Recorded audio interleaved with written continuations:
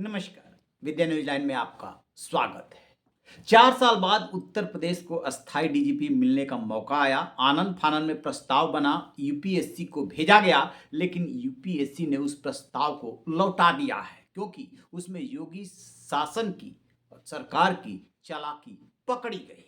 अब आनंद फानन में ही दूसरा प्रस्ताव तैयार किया जा रहा है। सबसे बड़ा सवाल ये कि उत्तर प्रदेश जैसा सूबा पिछले 4 सालों से कार्यवाहक डीजीपी के भरोसे क्यों चल रहा है? कैसे कानून और संविधान की धज्जियां उड़ाई गई? क्या ये केंद्र और यूपी सरकार का टकराव भर था या इसमें मनमानी थी? बहुत बड़ा सवाल है। यदि सुप्रीम कोर्ट बीच में नहीं आता तो शायद 4 साल बाद भी अस्थाई डीजीपी की सुबुगाहट शुरू नहीं होती और यूं ही कार्यवाहक के भरोसे सूबा चलता रहता। वो तो भला हो सुप्रीम कोर्ट ने अक्टूबर 2025 में पूछ लिया और जिन राज्यों से पूछा गया उसमें यूपी भी शामिल था, नाराजगी भी व्यक्त कर दी। फिर 5 फरवरी को फाइनल आदेश दिया। उसके बाद ये हुआ कि जल्दी से यो पैनल बना करके यूपीएससी को भेजा जाए। सो उत्तर प्रदेश से 18 मार्च को प्रपोजल गया और अब खबर आ रही है कि 20 मार्च को ही उसे ठुकरा दिया गया, वापस कर दिया गया। सबसे बड़ा सवाल ये कि वापस क्यों किया गया?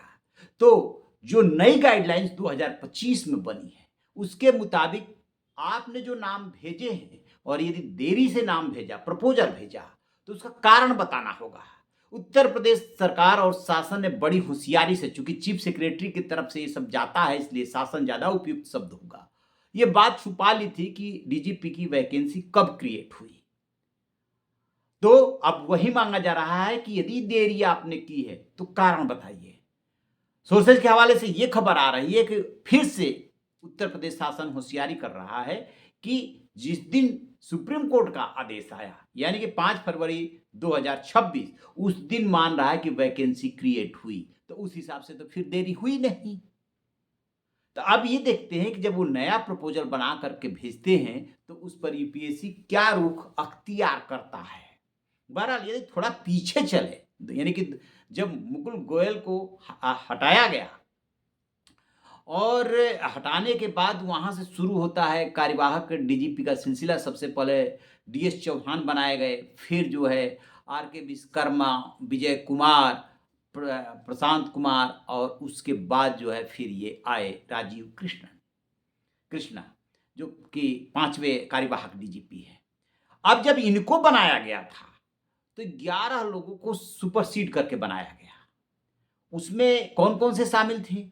89 बैच के जो है वो सफ़ी अहसान रिजवी थे, आशीष गुप्ता, आदित्य मिश्रा, उसके बाद फिर इसके बाद वाले बैच के संदीप सालुंके, दलजीत चौधरी, यानी कि ये 90 बैच वाले हैं, रेणुका मिश्रा, विजय कुमार मौर्य, एम के बसाल, तिलोत्तमा वर्मा और 91 बैच के आलोक शर्मा, पीयूष आनंद इनमें शामिल रहे।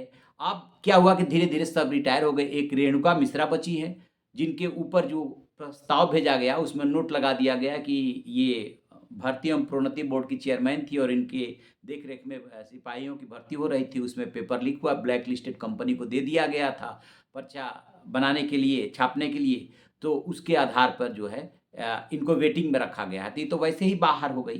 पीयूष आनंद जरूर बचे हैं। तो पीयूष आनंद अब जो फाइनल लिस्ट तैयार होगी जो तीन सीनियर मोस्ट की, उसमें फिर आलोक शर्मा भी बचे हैं लेकिन उनकी 6 महीने से कम सर्विस बची है तो वो भी बाहर हो जाएंगे। रेणुका मिश्रा वैसे बाहर हो गई। अब एक नया नाम जुड़ जाएगा पीसी मीडा का। तो इस तरीके से जो है राजीव कृष्ण और पीयूष आनंद और ये पीसी मीडा, ये 3 सीनियर मोस्ट बचेंगे। उसके बाद बहुत सारे नाम, लगभग 30 नाम जाएंगे क्योंकि जो डीजी इम्पैनल हो गया सबका नाम भेजना होता है।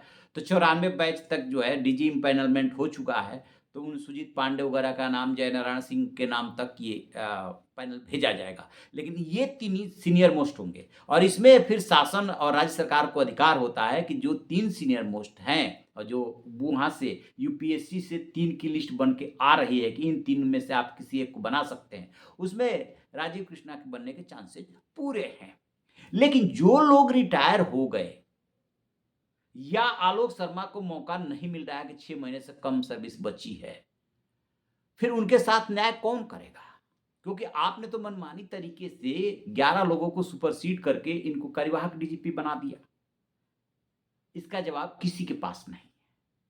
दरअसल है क्या कि ये जो कुछ भी हो रहा है वो केंद्र और योगी सरकार के टकराव में हो रहा है। अदरवाइज यूपी जैसे सूबे में कार्यवाहक डीजीपी होना ही नहीं चाहिए।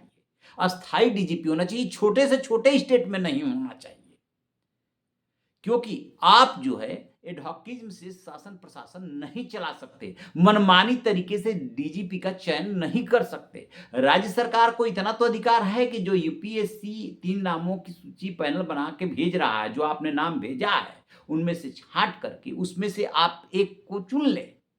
उसमें बहुत कुछ देखा जाता है, उसमें सीनियरिटी देखी जाती है, उसमें आपके सर्विस का ट्रैक रिकॉर्ड देखा जाता है, उसमें ये भी देखा जाता है कि आपका अनुभव किस किस फील्ड का है, कितने दिन प्रतिनियुक्ति पे रहे, कितने दिन पुलिसिंग का आपका एक्टिव पुलिसिंग का अनुभव है। बहुत सारी चीज़ें उसमें पैरामीटर्स जो है वो देखी जाती है।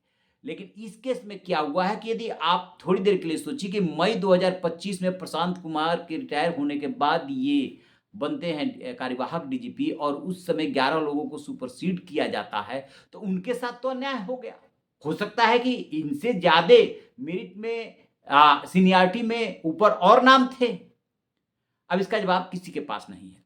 एक बात। दूसरी बात, 5 फरवरी 2026 को वैकेंसी का डेट मान रहा है कि वैकेंसी क्रिएट हुई जिस दिन की सुप्रीम कोर्ट का आदेश आया।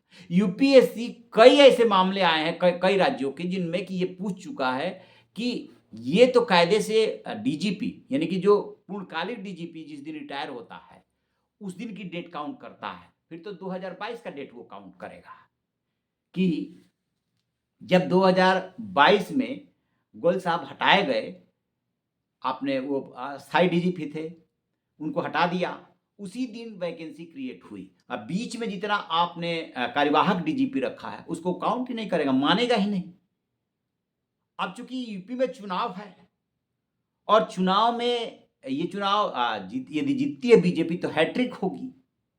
हो सकता है कि ऊपरी हस्तक्षेप के बाद कुछ इसमें रियायत मिल जाए कि उसको काउंट ना किया जाए, अदरवाइज कायदे से वो डेट काउंट होनी चाहिए कि कब आपका अस्थाई डीजीपी रिटायर हुआ, क्यों हटाया आपने। उसमें बहुत सारे कारण वो पूछ सकता है।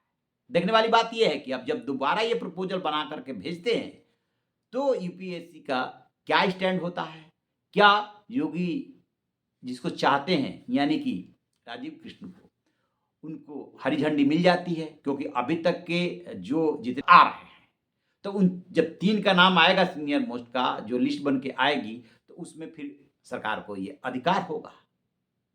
अब इस पे नजर रहेगी, जैसे ही इधर से यूपी से प्रस्ताव जाता है यूपीएससी उस पर कोई फैसला लेता है, फिर जो है फाइनल होगा कि कौन अस्थाई डीजीपी बनेगा। आपकी क्या राय है कमेंट बॉक्स में जरूर बताइएगा। Thank you.